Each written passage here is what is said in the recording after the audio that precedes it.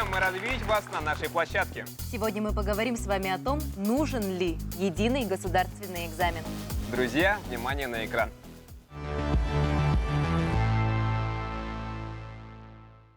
Единый государственный экзамен – это первое серьезное испытание в жизни учащихся, которого боятся многие. Уже прошло больше 20 лет, как ЕГЭ стала неотъемлемой частью образовательного процесса. И все эти годы не умолкали споры о том, стоит ли отказаться от ЕГЭ и вернуться к традиционным экзаменам. В нынешних реалиях данный вопрос обретает еще большую актуальность. Прокопий Батюшкин – директор 33-й школы города Якутска. Прокопий – учитель истории, известный в профессиональных кругах как специалист своего дела. За годы работы он выпустил множество успешных ребят. Нужен ли ЕГЭ? Может, стоит вернуться к традиционным экзаменам?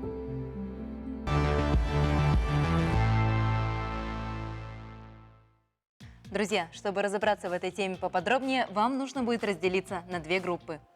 Оптимисты – это те, кто считает, что ЕГЭ является эффективным способом определения уровня знаний выпускников. Благодаря ЕГЭ выпускники столичных и сельских школ имеют равные шансы на поступление. При этом также упрощена и сама процедура зачисления в университет. Пессимисты же считают, что с каждым годом число противников ЕГЭ увеличивается, так как все больше людей убеждены, что единый государственный экзамен необходимо отменить. ЕГЭ показал себя неэффективным, появляется все больше претензий к системе оценивания знаний выпускников, и экзамен приобрел уж слишком судьбоносный характер. Это все является сильной психологической и физической нагрузкой для школьников. При этом каждой из сторон нужно стараться перетянуть на свою сторону больше участников. Соответственно, оптимисты будут справа, А пессимисты будут слева. Делимся. Итак, встречаем нашего героя. Директор школы и учитель истории Учитель, признанный одним из лучших в республике. Прокопий Батюшкин. Здравствуйте.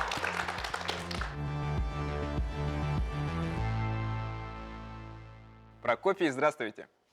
Добрый день, уважаемые участники телепередачи. Сейчас вам дается ровно минута для того, чтобы вы могли рассказать о себе. Я выпускник Верхневилюйской республиканской гимназии имени Михаила Андреевича Алексеева. Далее я поступил на исторический факультет, как уже было сказано. В 4-м году его закончил. После одно время я учился в аспирантуре. Но, может быть, кто-то из вас знает советский фильм «Большая перемена», где герой Нестор Петрович после обучения в аспирантуре уходит в школу работать учителем истории.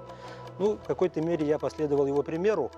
И получается, с 7-го года уже вот по сей день работаю учителем истории и обществознания. Следовательно, уже 15 лет стажа. Кроме того, преимущественно работаю, конечно же, учителем истории и обществознания. Почему преимущественно? Потому что с прошлого года был назначен директором СОШ номер 33, одной из самых крупнейших школ города Якутска. Кроме того, большим таким событием для меня стало участие и победа в республиканском конкурсе «Учитель года». Это произошло в 2017 году. Это дало мне возможность в 2018 году, через год, участвовать уже во всероссийском конкурсе «Учитель года». Ну и, следовательно, моя общественная деятельность также связана с этим движением. Я являюсь председателем республиканской общественной организации «Клуб Учитель года» Республики Саха-Якутия, которая объединяет больше 100 учителей нашей республики. Ну и в свободное время от работы, во всяком случае, до того, как стать директором, я много времени уделял изучению родного края, писал статьи, книги и также, одним словом, занимаюсь краеведением. Здорово, давайте поаплодируем. Спасибо. Сейчас мы перейдем к небольшому блиц-интервью, соответственно, быстрые вопросы, быстрый ответ. Так, первый вопрос. Назовите главное, что вам нравится в работе директора. Общение с интересными людьми. Следующий вопрос. Справедлив ли тот разрыв в зарплате между администрацией и учителями? На самом деле они зависят друг от друга. Чем выше заработная плата у сотрудников, тем выше, соответственно, заработная плата у руководителя. Как вы оцениваете престиж профессии учителя сейчас? Он достаточно высок. Давно уже прошли времена, когда учителя, скажем так, к ним относились, может быть, несколько с пристрастием, что ли. Предвзято. Да, предвзято, наверное, да. Сейчас, в принципе, статус учителя довольно-таки, ну, занимает нормальное, я скажу, место. Но, как говорится, нет предела совершенству. Что бы вы назвали нелицеприятной стороной работы в школе? Возможно, завышенные ожидания общественности, может быть. Мгм.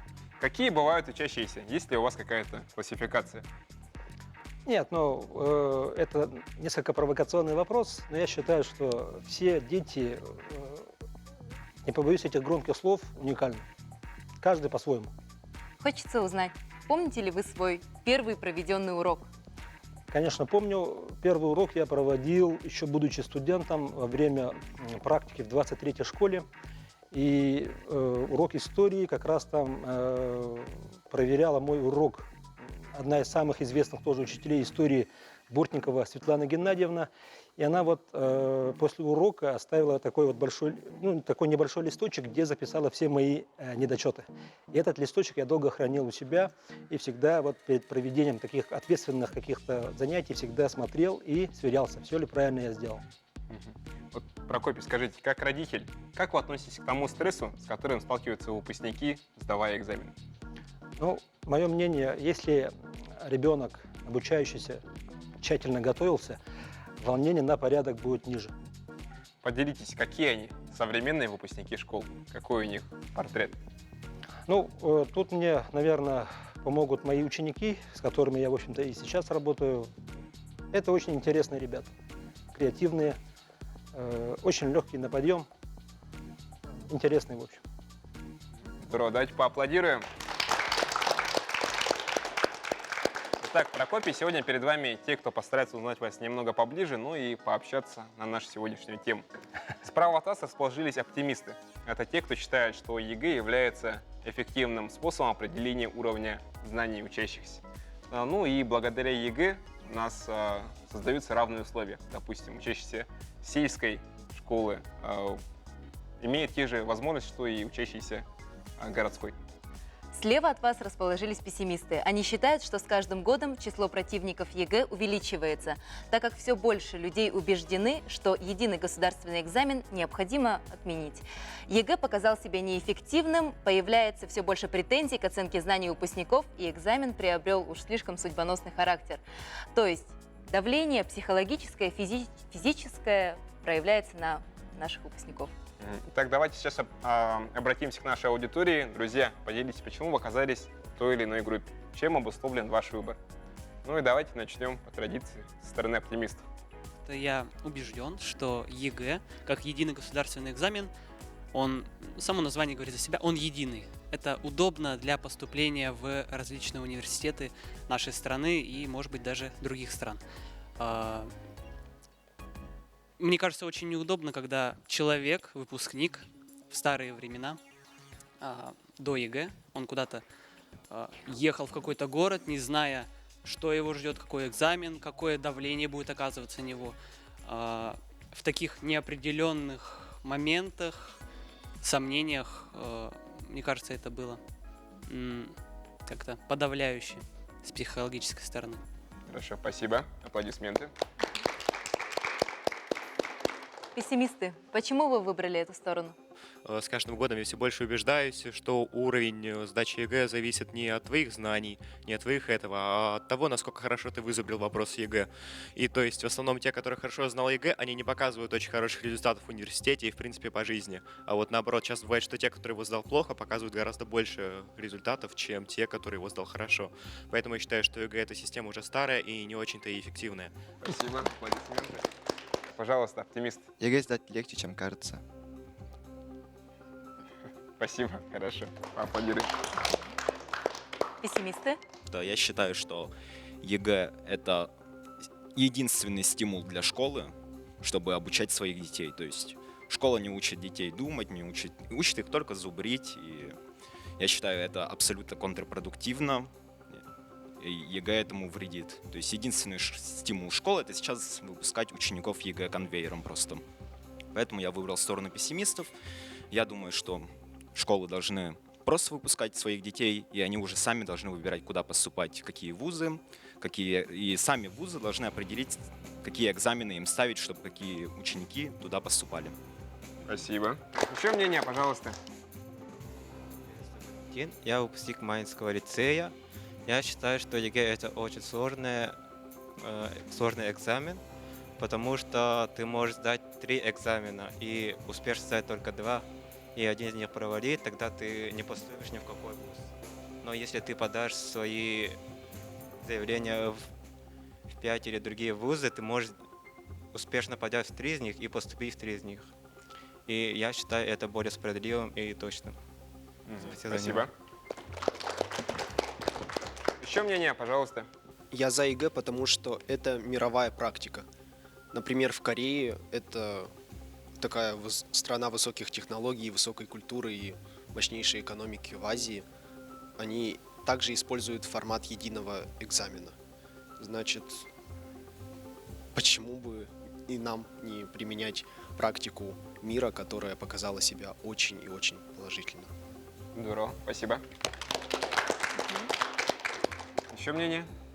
Я встала на сторону пессимистов, поскольку считаю формат ЕГЭ неэффективным. За все эти годы формат проявил себя не как показатель знания учеников. Допустим, в крупных пунктах сдачи ЕГЭ с каждым годом ужесточают меры проведения, пока в маленьких на это не хватает средств и оборудования. Выходит, там легче списать. Потом, позже, ученик, обладающий реальными знаниями, будет испытывать трудности при конкуренции, потому что ЕГЭ — это не только выпускной, но и вступительный экзамен. Он будет свободно конкурировать с учениками, которые сдали ЕГЭ нечестно. Аплодисменты.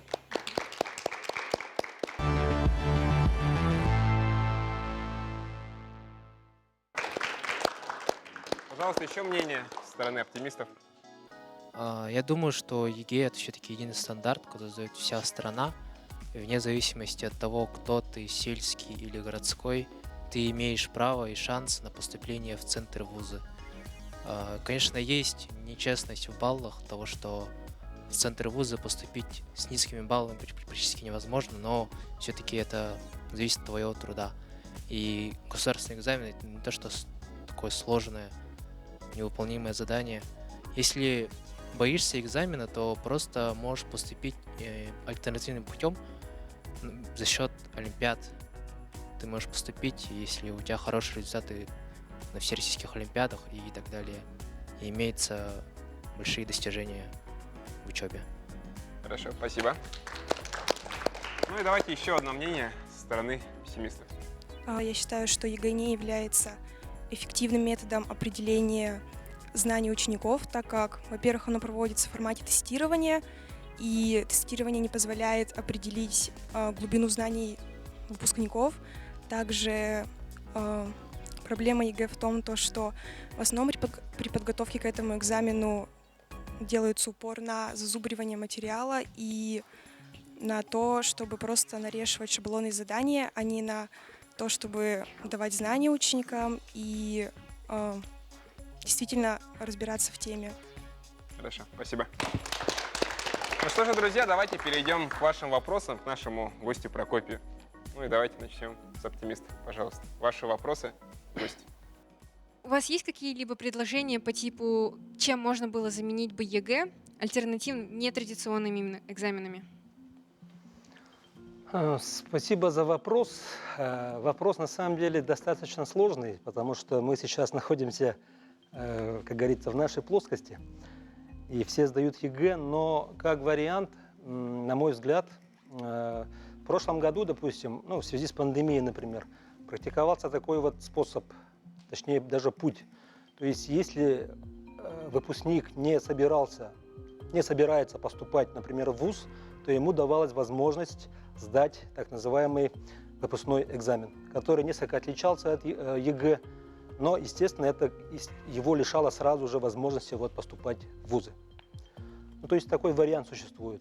То есть не сдавая ЕГЭ, просто сдать экзамен и получить аттестат о среднем образовании. Пожалуйста, еще вопросы? Пессимисты?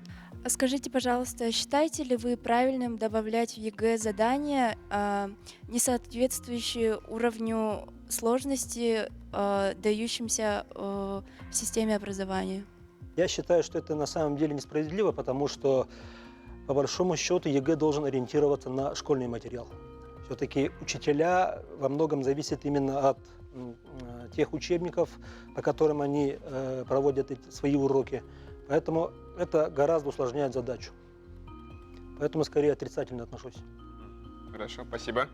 Благодарю. Оптимисты, пожалуйста, ваш вопрос. Считаете ли вы, что учителя работают именно для старших классов только для того, чтобы они показали хорошие результаты экзаменов ЕГЭ? На самом деле это, конечно, неправильно. И более чем я уверен, что школы на самом деле не только на это работают. Конечно, это важный показатель, но есть и другие критерии, по которым можно оценить деятельность образовательного учреждения. Не только ЕГЭ на самом деле. Но от этого тоже зависит. И это на самом деле, наверное, неправильно, что ЕГЭ становится как бы ключевым критерием. Еще вопросы, пожалуйста. Вот я довольно хорошо помню, вот перед экзаменом, я их сдавал в прошлом году, я от нечего делать, потому что там достаточно час, где-то ждешь перед началом, ходил, просто общался со всеми, и больше всего разговоров было о том, что, надеюсь, мне выпадет простой вариант. И отсюда идет вопрос, не считаете ли вы честным в отношении учеников то, что вопросы в экзаменах, они случайные, то есть кому-то может выпасть простой вариант, кому-то сложный. В принципе, это же довольно-таки нечестно, вы так не считаете? Опять же, отчасти я с вами согласен. Во-первых, судя по моему опыту, действительно, один вариант всегда, особенно во второй части, всегда бывает такой заковыристый. И, конечно, это усложняет работу для выпускника. Но, опять же, зависит от подготовки, наверное, все-таки. Но такой момент есть, я с вами согласен. Как вы считаете, возможно ли в России внести образование peer-to-peer? То есть, когда учитель и ученик меняются опытом и задают вопросы на равных в формате диалога? На самом же деле, я думаю, что многие учителя практикуют такой метод или такую, скажем так, систему, потому что я лично знаю очень много учителей, которые как раз-таки работают вот по упомянутому вами принципу, когда в образовательном процессе происходит как раз-таки взаимообучение. Я вам Америки не открою, многие учителя, особенно, может быть, старшего поколения, многого, чего вы знаете, они как раз-таки не знают. И бывает так, что, в принципе, идет такой процесс. Лично я как бы к этому отношусь скорее положительно, но, возможно, это еще потому, что специфика моих предметов, например, обществознание, история, дает возможность ученику как раз-таки вступать в диалог, может быть, что-то свое добавить, может быть, даже вступить в дискуссию со мной. Я всегда это поощрял и поощряю. Действительно, история и гуманитарные предметы в целом — это ведь все-таки субъектный процесс взаимодействия. Есть такое, да. Да, пожалуйста, давайте последний вопрос со стороны пессимистов. Как вы относитесь к тому, что с каждым годом ужесточаются условия проведения ЕГЭ, и при сдаче экзамена ученики испытывают большой стресс и волнение? Спасибо за вопрос. Я еще хотел бы добавить, знаете, к вашему вопросу. Действительно, процедура проведения ЕГЭ с каждым годом ужесточается, и наряду с учениками учителя также испытывают громадный стресс при проведении вот этого единого государственного экзамена. Процедура, она несколько зашкаливает, очень много таких жестких таких рамок, за которые нельзя выходить. И, конечно, хотелось бы, наверное, все-таки немножко снизить градус. Но это наше как бы ожидание, наши мечты, может быть, да. Градус вот этого, немножко выйти за формальные рамки, и тогда, может быть, и для детей было бы чуть-чуть полегче. Потому что все-таки, вы сами понимаете, ученики приходят сдавать экзамен, но тут они видят также, что и учителя все встревожены, все в волнении, все, как говорится, в ожидании. И если бы это все снизили, может быть, волнение бы немножко как бы ушло в другую сторону. Ну и конкретно к вашему вопросу, то ученикам один совет, наверное, универсальный. Абсолютно лишиться волнения невозможно, наверное, все-таки. Но если вы хорошо подготовитесь, то, в принципе, все эти процедуры, все эти требования на самом деле уже отойдут на второй план. Это единственное, что я могу пока что сказать по этому вопросу. Прокопий, прошу прощения. Вот мы говорим о том, что учеников готовят непосредственно к самой сдаче экзаменов. Но почему их не готовят именно к этой стрессовой ситуации? Как себя вести в ней? Что делать? Ведь так можно же отнестись и к учителям. Нет, на самом деле работа ведется. Школьные, психологи в течение выпускного года, во всяком случае, у нас в школе проводят большую работу в плане подготовки именно в психологическом, в эмоциональном плане детей, но практика показывает, что экзамен есть экзамен, любое испытание, всегда люди волнуются, и иногда действительно допускают, например, нелепые ошибки. При заполнении, например, даже бланка регистрации могут неправильно написать свое имя, фамилию. Паспортные данные это иногда для некоторых становится настоящим испытанием. Серия, номер. Это во многом зависит действительно от организатора. Если на самом деле это ведь нормально волноваться. В принципе, да, волноваться нормально. Если организатор, например, хорошо организует процесс, то в принципе проблем не должно быть. Итак, друзья, у нас есть видеоопрос по теме нашего обсуждения, поэтому просим внимания на экран. Как вы считаете, нужно ли ЕГЭ? Думаю, да, нужно. Да, думаю, нужно. А почему? Мне кажется, на данный момент это, так сказать, самый надежный, может быть, способ, так сказать, проверить знания учеников, чтобы они поступили в университеты. Единый государственный экзамен для школьников. А я не знаю. Конечно, нужно. Конечно, нужно. А почему? Чтобы дети готовы были на взрослую жизнь, чтобы знали свою ответственность. Я точно не знаю, но нужно, наверное. А как вы считаете, почему? Почему?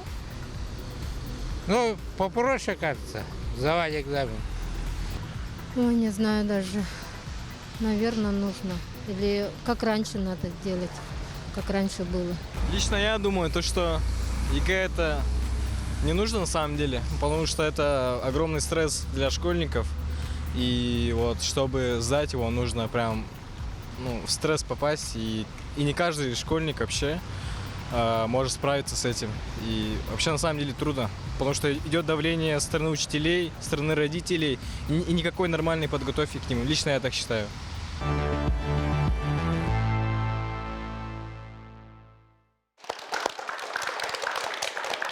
Ну что ж, друзья, как мы видим, большинство наших респондентов, участвовавших в вопросе, они считают, что ЕГЭ все же нужно.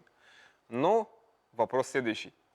Согласны ли вы с тем, что ЕГЭ является большим стрессом в жизни тех, кто с ним сталкивается? Как вы считаете? Давайте начнем с оптимистов. Сейчас в телеинтервью прозвучало то, что со стороны учителей идет давление на школьников по поводу сдачи ЕГЭ. И здесь я вижу проблему, что по своей сути единый государственный экзамен это всего лишь форма контроля, да, а не получение знаний. И я не понимаю, почему сейчас стал такой острым вопрос, да, такого эмоционального, да, перенапряжения школьников, потому что я сдавал единый государственный экзамен в 2006 году. На тот момент в книжных магазинах, в интернете не было всех этих книг, да, «Сдай ЕГЭ», подготовка к ЕГЭ по всем предметам. Я, как помню, пришел на сдачу единого государственного экзамена, нас посадили за парты, раздали эти пакеты, да, в пакетах были, мы их открывали, и там же были эти указания, как заполнять.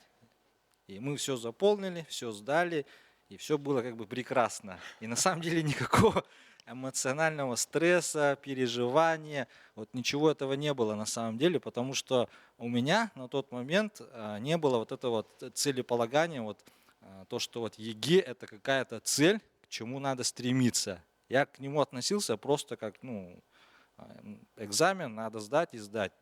Сейчас, я думаю, вот эта вот проблема, то, что идет как бы вот это вот путание, как бы, и котлеты и мухи как бы в одном месте, они должны быть отдельно, потому что ЕГЭ все-таки форма контроля, и я думаю, если молодой человек там, не сдал ЕГЭ, там же получается, он же может сдать через год, в принципе, ничего страшного, там молодой человек может сходить в армию, и я считаю, что вот это вот давление, которое идет со стороны учителей, и я думаю, что идет какая-то, вернее, не идет работа, да, с тем, чтобы разъяснительно говорить о том, что единый государственный экзамен это все-таки не цель образования, она всего лишь инструмент проверки знаний. А сами знания, они приобретаются в ходе самого учебного процесса. Спасибо. Спасибо. Давайте поаплодируем.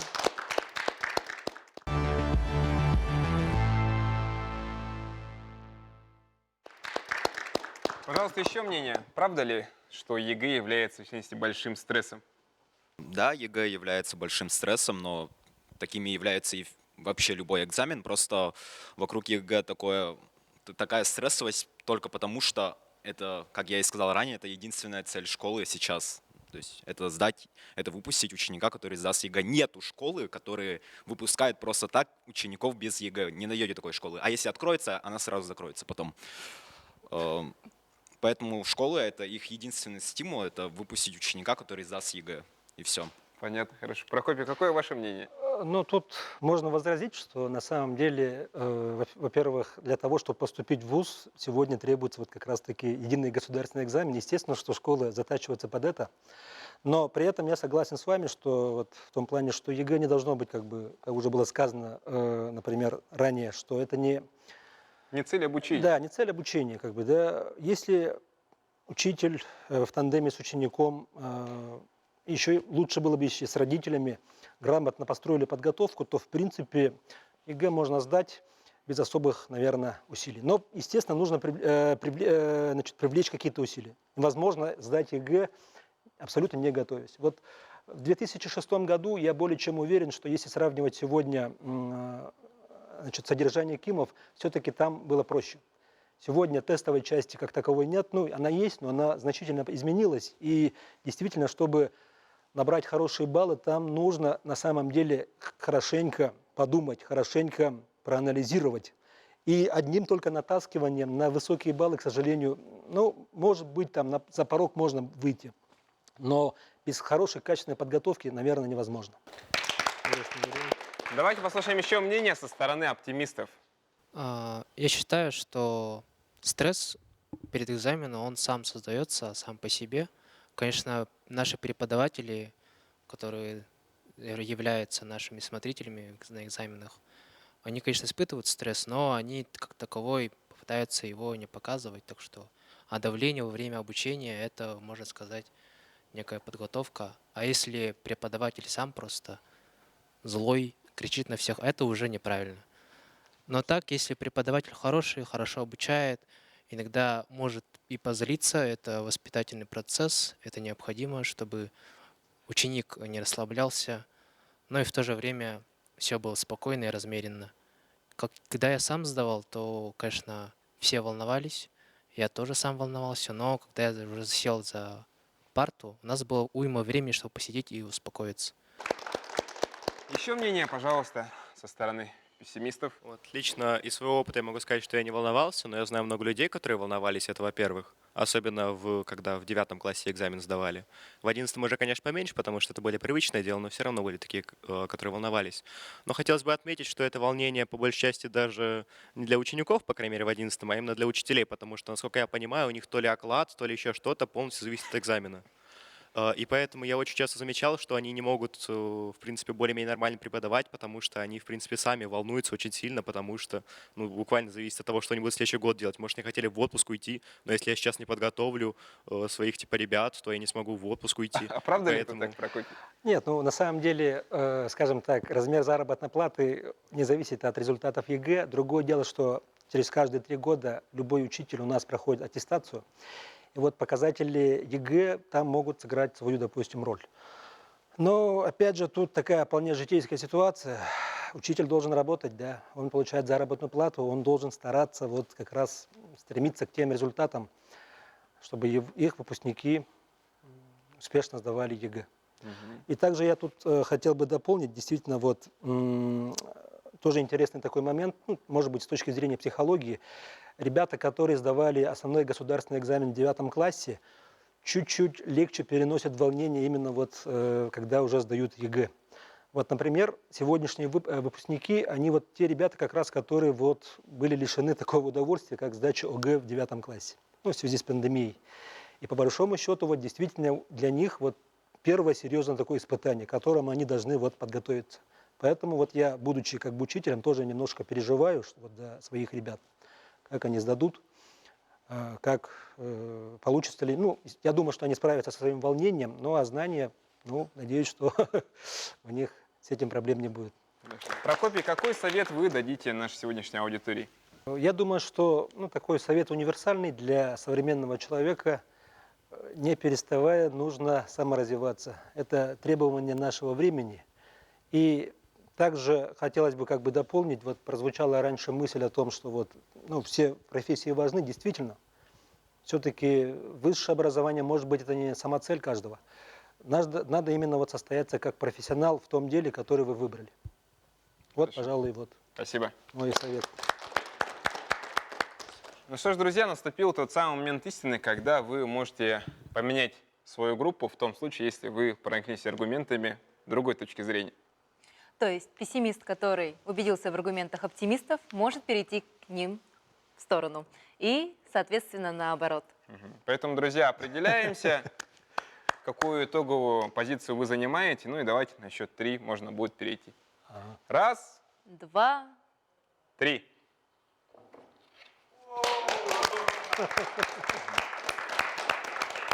Вячеслав, пожалуйста, поделись, почему ты решил поменять свою точку зрения? Сначала перед всеми извиняюсь, но меня перед началом игры еще убедил один тейк, не скажу кого, что школьники должны страдать. Ладно, отвлекся, это шутка на самом деле. На самом деле экзамен, как уже, я сначала туда сел просто, чтобы сказать, что экзамена в современной его форме достаточно много проблем. Если мы оцениваем образование именно как бесплатное, да, то экзамен государственный, он, по-моему, необходим, но он нуждается в в очень сильной переработке, потому что сейчас это правда, он больше оценивает, как ты способен подготовиться к экзамену, как ты зазубришь, чем как ты можешь реально сдать. Вот хотел бы немножко задержаться, конечно, тут со своим выступлением, но отметить, вот, например, на том же обществознании, которое я сдавал, очень сложно, например, в том, что у тебя дают 2 одинаковых термина, но в учебнике написано один из них. У меня есть знания по предмету, но нет именно знания, как в учебнике написано, и поэтому у меня ответ неправильный, например. Все? Понятно. Спасибо. Аплодирую. Прокопий, у вас есть возможность определить лучшего участника, на ваш взгляд. Кто вас, возможно, поразил своими аргументами, своими высказываниями? Мне показались достаточно логичными, интересными мысли и взгляды вот молодого человека в клетчатом пиджаке. Давайте поаплодируем. Итак, Прокопий, какой презент вы подготовили для лучшего участника? Для Николая я принес с собой энциклопедию, правда, она для детей. Но я думаю, что, Николай, у тебя, наверное, есть братья, сестры. Ты можешь рассказать им или подарить им даже вот эту энциклопедию, которая посвящена Великой Отечественной войне. Вот совсем недавно мы с вами праздновали 77 лет со дня Великой Победы. И я думаю, что эта книга, энциклопедия будет интересна вот для подрастающего поколения. Ну, почему я принес? Потому что один из составителей этой энциклопедии, ваш скромный слуга, как говорится. Поэтому поздравляю. Николай, пожалуйста, представься, немного расскажи о себе. Меня зовут Николай Слепцов, я ученик 1-го курса ИЕН, химическое отделение. На самом деле это очень хороший подарок, потому что все знают важность нашей победы, но не все знают ее цену. И, как я вижу, там уже мельком были представлены операции, люди, которые в них участвовали. И чтобы молодое поколение, мои братья и, надеюсь, через несколько десятков лет и мои внуки не только помнили победу, но и помнили всех тех людей и все то, что продвигало эту победу все ближе и ближе к нам. А сейчас, друзья, мы всех приглашаем подняться сюда на наш подиум для того, чтобы мы еще могли немного пообщаться друг с другом и с нашим гостем.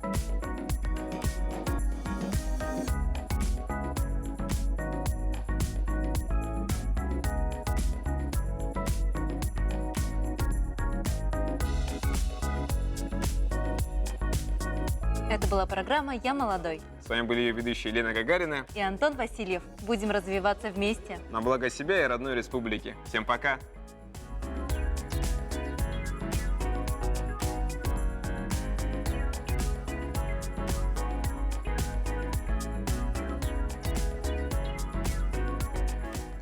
Сразу скажу, формат мне очень понравился, потому что действительно любую проблему необходимо рассматривать вот как раз с двух ракурсов.